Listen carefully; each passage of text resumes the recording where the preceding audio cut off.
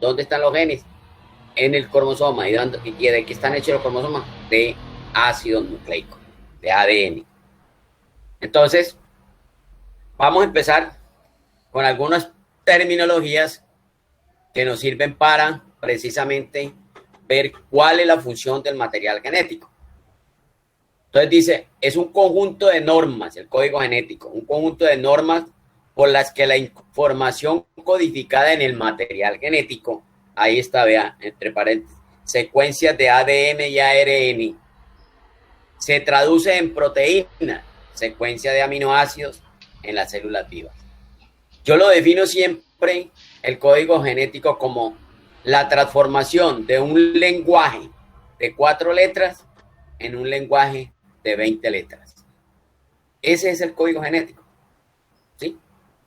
La transformación, el proceso por la cual uno transforma 4 letras. ¿Cuáles son las 4 letras? Ahora las vamos a ver, que son adenina, guanina, citosina y timina, por un lado en el ADN, o adenina, guanina, citosina, uracilo, por el lado del ARN.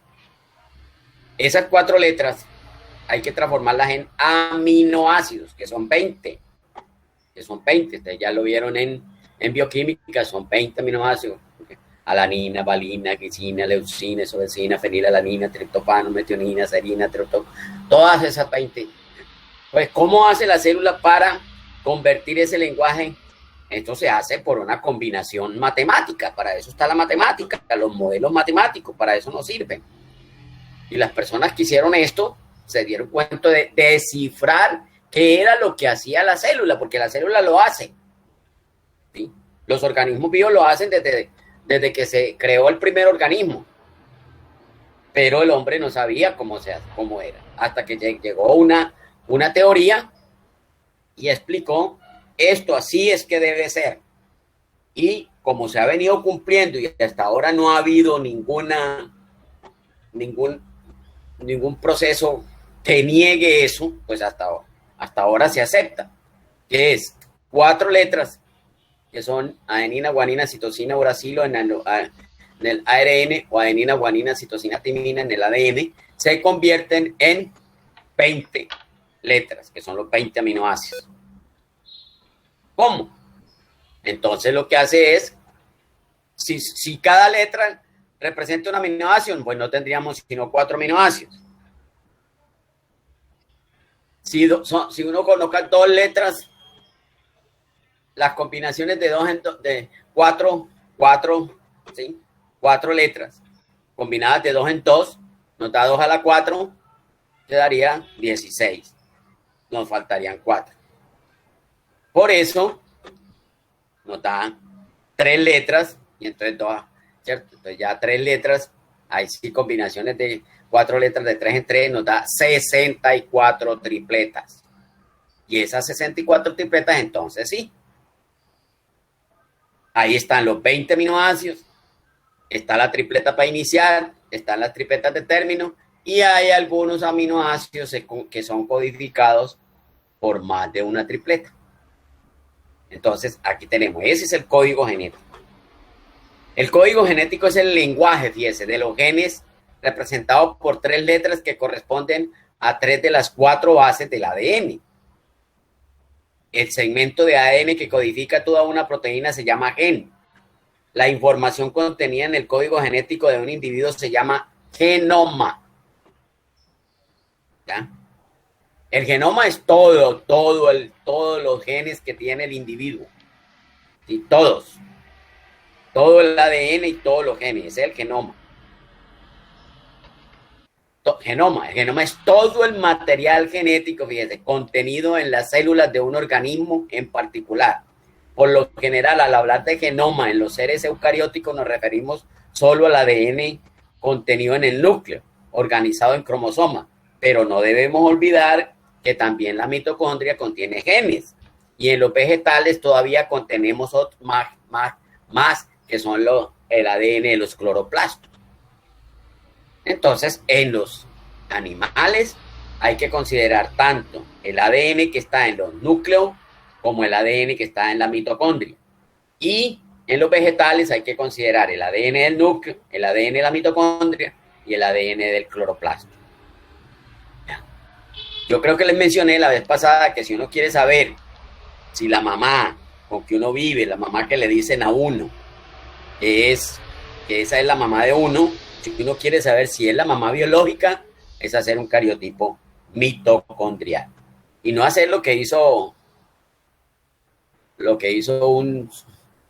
un zar por allá en Nerón, que cogió y abrió la mamá para saber, eso fue cesárea, no sé qué, por eso le llamaron abrió la mamá para saber dónde él había estado allá adentro en el abdomen, dónde estaba él allá adentro. Entonces, era un César, por eso abrirle el útero a la mujer, por eso le llaman cesárea. ¿Listo? Pero uno, como ahora hay técnicas, uno puede saber si la mamá, si a uno le interesa, la mamá, cuando uno vive con la mamá, eso no le interesa. Cuando a uno está perdido y quiere saber la mamá, sí le interesa. Entonces, ya sabemos qué es el genoma, ¿cierto? Ya sabemos qué es el material genético, ya sabemos qué es el genoma. Ahora vamos a ver qué es un gen. Un gen es una secuencia lineal organizada de nucleótidos en la molécula de ADN. Es una secuencia, es un pedacito. Aquí teníamos, mire, acá, cuando tenemos aquí este es el ADN. Entonces fíjense que aquí tenemos, estos son las tripletas que son los codones, y entonces este pedacito que hay aquí de ADN, aquí, eso podría ser un gen. Ya. Entonces, ahí tenemos el gen. Un gen es una secuencia lineal organizada de nucleótidos en la molécula de ADN que contiene la información necesaria para la síntesis de una macromolécula con función celular específica. ¿Cómo se llama esa molécula? Una proteína. Una proteína. Entonces, siempre un gen se expresa y el producto final de la expresión genética es una proteína. Bueno, con función celular, normalmente proteínas, pero también ARN mensajero, ARN ribosómico, ARN transferencia y ARN pequeños. ¿Ya? Bueno, entonces eso es un gen, un segmento de ADN, ¿ya? Que tiene una función específica, generar principalmente una proteína o dar origen a otros ARN mensajeros, a otros ARN. Entonces, ¿cuáles son las moléculas de la herencia? Precisamente, ahí es donde vamos descifrando esto. ¿Cuáles son las moléculas de la herencia? Entonces ahí dice, hay dos tipos de ácido nucleico, o sea que las moléculas de la herencia se llaman ácidos nucleicos. Ácidos nucleicos. ¿Cuántos tipos de ácidos nucleicos hay? Dos, los ADN y los ARN.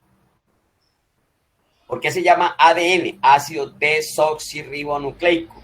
¿Y por qué se llama ARN? Ácido ribonucleico. Ese nombre se deriva de ahora que vamos a ver que químicamente tiene una pentosa, que es una desoxirribosa, o una pentosa, que es la ribosa. De ahí viene el nombre de la desoxirribosa y de la ribosa. Por eso se llaman ácidos desoxirribonucleicos y ácidos ribonucleicos.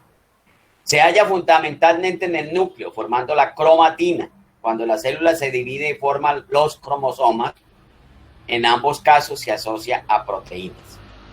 ¿Ya? Entonces, el ADN, que es la cromatina, es un segmento largo, es una longitud, es una hebra larga.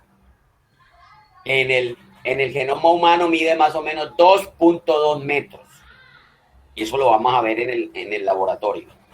Eso mide 2.2 metros el genoma. Pero ¿cómo caben 2.2 metros en un núcleo que tiene un diámetro de 2 micras? ¿Cómo cabe? Imagínate. 2 metros en 2 micras. ¿Qué son 2 micrones? 2 por 10 a la menos 6 metros. ¿Ya? Entonces, eso es lo que tiene que hacer el ADN, enrollarse formar unas estructuras de orden superior y se van enrollando sucesivamente hasta volverse tan pequeñitos para que puedan caber dentro del núcleo. Y para enrollarse, entonces ellas utilizan otra macromolécula que son unas proteínas que son las que se llaman histonas. ¿Sí? Pero por ahora vamos a ver que estamos en el ADN y el ARN. El ADN, hay dos tipos de ADN. ADN nuclear y ADN satélite.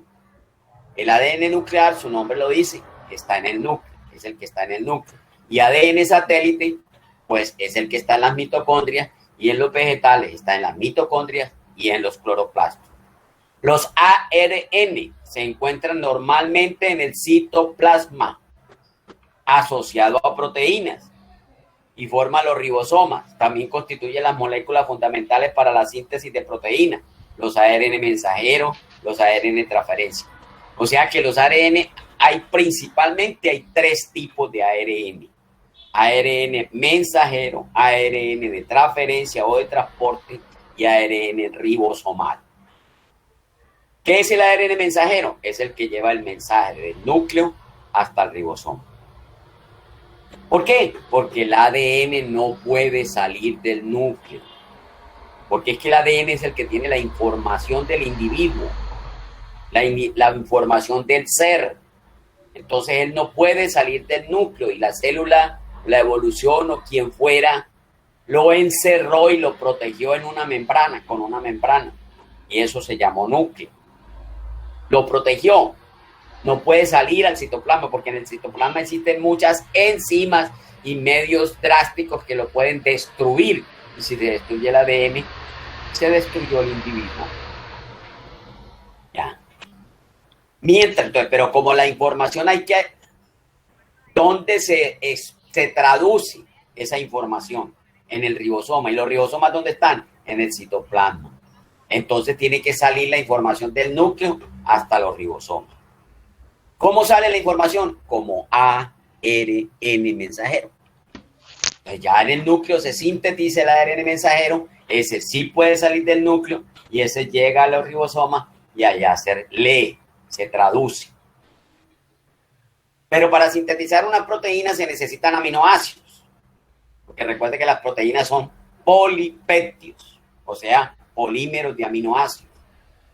Entonces, ¿dónde están esos aminoácidos? En el citoplasma, regados por todo el citoplasma, porque ellos entran, vienen del torrente sanguíneo, que nosotros comemos las carnes, y las carnes se hidrolizan y forman aminoácidos, y nosotros hay que meterlos a la célula, al citoplasma. Entonces, ¿cómo se hace para que esos aminoácidos vayan al ribosoma y allá se sintetice la propia proteína del organismo? Hay otro carrito que va y lo recoge y lo lleva. ¿Cómo se llama ese carrito? ARN de transferencia o ARN de transporte. Entonces ya tenemos dos ARN, el mensajero y el de transferencia.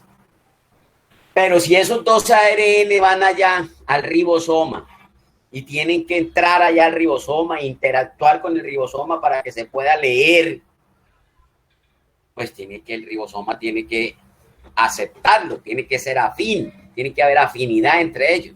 Entonces lo más común es que la evolución o el ser que nos formó, lo que fuera, digo, que el ribosoma entonces tiene que ser también de naturaleza de ARN, porque si allá van a entrar ARN, es más fácil que haya afinidad entre ARN que entre ARN y otros tipos de moléculas. Entonces los ribosomas se hicieron también de ARN, por eso en el núcleo se sintetizan los ARN ribosomales, salen del núcleo y se forman los ribosomas con otras proteínas. Entonces ahí tenemos los tres tipos de ARN: mensajero, transferencia y ribosomal. ¿Cómo es la estructura del ADN? Entonces eso, recuerden que hubo un gran boom cuando se elucidó, cuando se describió, ¿ya? Se dio a conocer al mundo científico la estructura del ADN en el año 52-53 por Watson y Crick, que dijeron que el ADN era una doble hélice. ahí, mejor dicho, con eso se resolvieron miles de problemas que había. ¿Ya? Con decir que el ADN es una doble hélice. Son dos hélices que forman como una escalera de caracol. Pero esas dos hélices tienen que mantenerse unidas. Entonces, ¿cómo se mantienen unidas? Entonces, la escalera tiene los pasamanos, ¿cierto?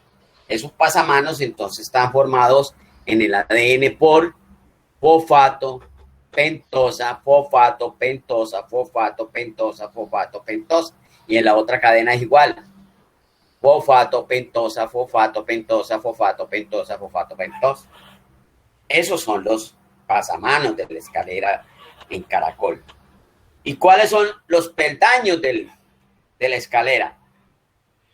Pues las bases nitrogenadas que se pegan a la pentosa y entonces ellas quedan orientadas entre sí de una cadena de la izquierda con la cadena de la derecha, quedan orientadas y siempre hay, entonces, para poder descifrar esa doble hélice, hubo que alguien antes haber dicho algo importante, que fue Chargaff. Chargaff dijo, es que las bases nitrogenadas en los ácidos nucleicos están apareadas. El porcentaje, él hizo el análisis y él encontró que en los ácidos nucleicos de la mayoría de los animales, el porcentaje de adenina es igual al porcentaje de timina y el porcentaje de citosina es igual al porcentaje de guanosina. Si eso es así, ya, es porque se enfrentan y entonces la cantidad es la misma. ¿Ya? Tenemos la misma cantidad, entonces la adenina se orienta con la timina y la guanina se orienta con la citosina. Se aparean y entonces esa unión estabiliza esa hélice, esa doble hélice. ¿Ya? Y entonces la adenina con la timina se une a través de 2 puentes de hidrógeno y la citosina con la guanina se une a través de 3 puentes de hidrógeno. Y esto que se ve aquí son los peldaños de la escalera en caracol y son perpendiculares a un eje,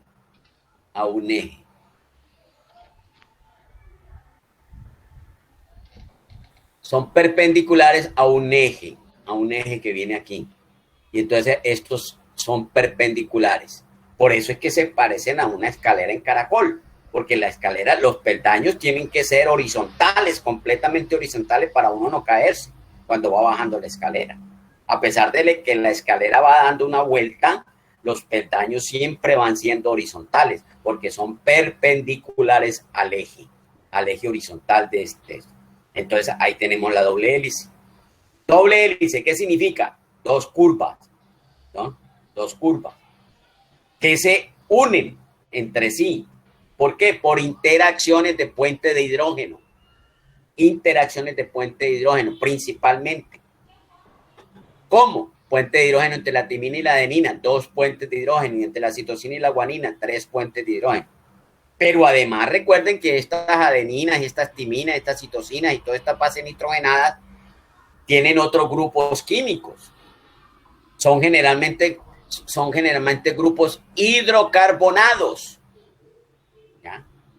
Los que tienen nitrógeno y oxígeno son los que están formando estos puentes de hidrógeno, pero el resto son cadenas hidrocarbonadas, que son hidrofóbicas. Entonces el apilamiento de todas esas bases forma una interacción hidrofóbica que estabiliza más aún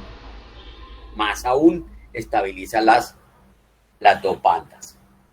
¿Ya? Entonces ahí está. Las bandas se estabilizan por puentes de hidrógeno y por interacciones hidrofóbicas. Hay otro tipo de interacciones que más adelante las vamos a mencionar. Entonces, ¿cómo se dio? Fíjese.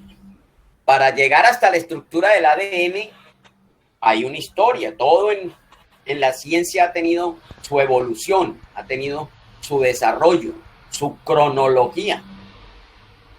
Desde el modelo del átomo se tiene una historia. ¿Ya? Lo mismo pasa con la evolución de la estructura del ADN. desde 1866 hasta 1953. Vamos a ver qué pasa. En 1866 dice, ¿quién es este? Gregor Mendel. Fue el primero que habló de genética sin saber que existía el ADN, sin saber que existía el núcleo, el ADN, sin saber que existían los cromosomas, nada. Él habló de genética, él habló de características que se heredan de generación en generación. En ese año Mendel publicó su primer trabajo basado en experimentos con un guisante, una planta, y desarrolló dos leyes, la ley de la uniformidad y la ley de la segregación independiente. ¿Qué dice la ley de la uniformidad? Que si dos plantas puras, después las vamos a ver por allá cuando veamos el capítulo de genética mendeliana, lo vamos a ver más detenidamente, que si se cruzan dos plantas puras, la primera generación es homogénea, uniforme. O sea, que si yo pongo plantas de flores rojas con plantas de flores blancas, siempre voy a obtener en la primera generación plantas de flores rojas. Siempre y cuando el gen dominante sea el rojo. Ahí está. Esa es la ley de la uniformidad. Y la ley de la segregación, como él era matemático, entonces, ¿cómo hizo él para explicar eso? Entonces utilizó letras, porque en esa época estaba la matemática y estaba el álgebra de Baldor y todas esas cosas, que uno utilizaba letras. ¿Sí? Hoy en día es que le tienen miedo a la matemática. Yo no sé por qué le tienen tanto miedo a la matemática, si la matemática es la ciencia que le forma a uno el cerebro. Es que matemática no es 2×3, ni hacer integrales sofisticadas, ni el método de Laplace, ni nada de esas cosas. La matemática es algo tan espectacular que le forma a uno el cerebro, le da a uno la forma de pensar. Por eso es que los abogados deberían estudiar matemática, porque los abogados son los que más piensan y más interpretan. Pero le tienen miedo a la matemática. Ellos solamente la matemática la usan para contar los billetes que se ganan en los procesos. Sí, pero esa es la matemática. Entonces él, para poder explicar eso que estaba observando como científico natural, porque él era botánico, con sus letricas, digo, es que esto tiene que haber, y entonces habló de un cigoto, y entonces el cigoto tenía dos letras iguales o dos letras diferentes, y entonces para poder formarse una generación había que separar esas dos letras y después se tenían que unir otra vez. Eso lo vamos a ver cuando veamos la genética. Y esa es la ley de la segregación. Y eso es lo que hoy en día se estudia con la meiosis. Esa es la ley de la segregación en la meiosis. Que tenemos los dos cromosomas, que es el cigoto, para en las células geminales, en las células sexuales, se separan. Porque qué tal que no se separaran y llegara otro cromosoma nosotros tenemos 46 cromosomas. Si no se separara, imagínate, el primer hijo, poniendo el primer hijo, tendría 92. El segundo tendría 184. Los hijos de los hijos, la segunda generación. Y la tercera y la cuarta, imagínate cuántos cromosomas tuviéramos nosotros hoy en día, si la vida humana tiene aproximadamente 400 millones de años. Imagínate cuántos cromosomas tuviéramos. Pero eso se dio con la ley de la segregación, que fue luego, más adelante, corroborada y soportada y justificada científicamente con la meiosis. Se abren los cromosomas y entonces ya están solitos y entonces ya ellos vienen y se juntan entre sí y producen un nuevo ser otra vez de 46, porque quedan 23 y 23, otra vez quedan 46, y para crear un nuevo ser vuelven y se abren y vuelven y se juntan. Eso es la ley de la segregación. Eso lo hizo Mendel en 1866 y él no sabía que estaba sucediendo, que estaba haciendo genética. Mitchell, en 1869, fue el primero que habló de ácidos nucleicos. Pero ¿qué llamó él? Él encontró una sustancia trabajando con el núcleo encontró una sustancia de naturaleza ácida que la llamó nucleína. ¿Por qué la llamó nucleína? Porque la extrajo del núcleo, y los nombres comunes que utilizaban los científicos cuando sacaban la sustancia eran por el sabor, por el olor, por el origen, por la fuente. Eso le ponía. Entonces a este le denominó, entonces dice, fue el biólogo suizo que identificó un nuevo grupo de sustancias a las que denominó nucleínas. ¿Por qué? Porque las extrajo del núcleo de la célula. Observó la presencia de fósforo que Altman nombró ácidos nucleicos. Mitchell encontró la primera sustancia, la encontró del núcleo y él la llamó nucleína. Después de este señor, como encontró fósforo, también siguió trabajando, entonces a él ya le dio, el que le dio el nombre fue Altman. Luego viene Fulgen. Entonces ya él descubrió un método para revelar por tinción el ADN en los núcleos de la célula. Entonces ya necesitaban saber si realmente existía en la célula. Y se puede identificar con un colorante. Luego Levene, en 1920, imagínate, analizó el ADN y descubrió 4 bases nitrogenadas. Ya en 1920 ya se hablaba mucho de química. ¿Ya? Y entonces él encontró las 4 bases: citosina, guanina, actina, esa no es actina, es adenina. Actina es una proteína. Timina, un azúcar, la desoxirribosa, y un grupo fosfato. Él fue el que determinó que los ácidos nucleicos, que el ADN tenía esos tipos de compuestos químicos. 4 bases nitrogenadas, una pentosa y un grupo fosfato. Griffith, en 1928, ese es el libro de genética, yo lo tengo, es el mejor libro de genética que existe. Postuló la existencia de un factor de transformación como responsable del fenómeno conocido como viruela. El virus de la viruela. Él fue el que... Hershey y Chase realizaron una serie de experimentos para dilucidar si el ADN o las proteínas eran el material hereditario. Ahí venía, y ahí fue, se planteó un dilema grandísimo. ¿Quién era? ¿Quién era primero, la proteína o el ADN? El mismo problema que existe con quién es primero, el huevo o el pollo. ¿Ustedes qué creen? ¿Que es primero, el huevo o el pollo? ¿O la gallina? ¿Quién es primero, el huevo o la gallina? A ver. Ustedes ya han visto mucha biología para que me respondan esa pregunta. ¿O no? No la pueden responder. Profe, pero es que eso depende de... el huevo. Eso depende de la creencia de cada quien. Porque si lo miramos desde el lado religioso, obviamente es la gallina, porque se supone que Dios creó animal, no forma de vida. Pero si ya lo hablamos de la evolución, en dado caso sería, no sé, también el huevo. También sería la gallina. Porque ¿qué pasa con la evolución? Se van formando nuevos organismos. Sí, por la evolución. ¿Qué pasa con la evolución? Se van formando nuevos organismos que se estabilizan, que sobreviven a unas condiciones. Entonces, el primero es la gallina. Okay. Por evolución sale que es la gallina. Y por la teoría teológica también se da que es la gallina. Entonces, aquí venía el problema. Entonces, era lo mismo. Para hacer proteínas se necesitan ácidos nucleicos. Y para hacer ácidos nucleicos se necesitan proteínas. Entonces, ¿quién es el primero? Ahí vino el problema. Hasta que alguien encontró una teoría y dijo que unos ácidos ribonucleicos tenían función enzimática.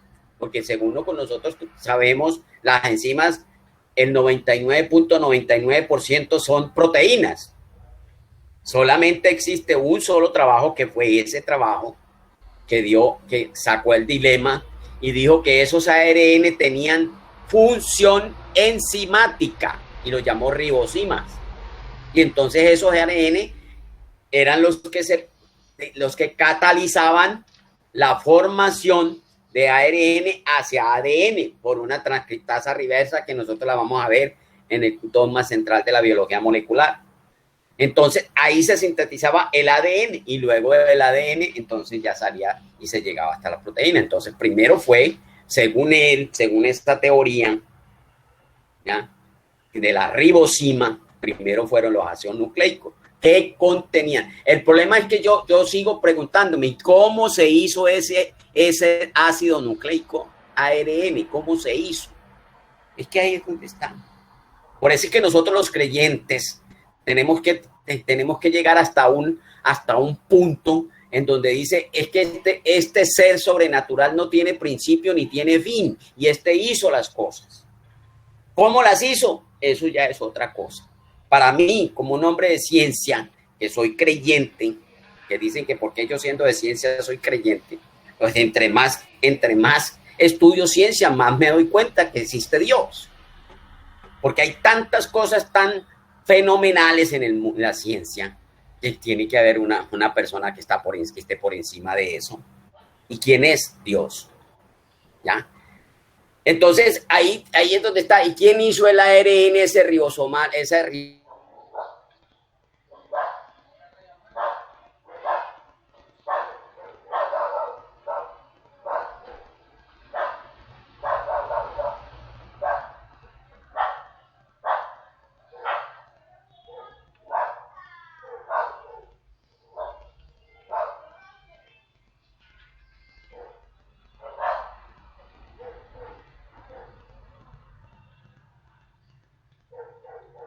¿No se escucha o soy yo?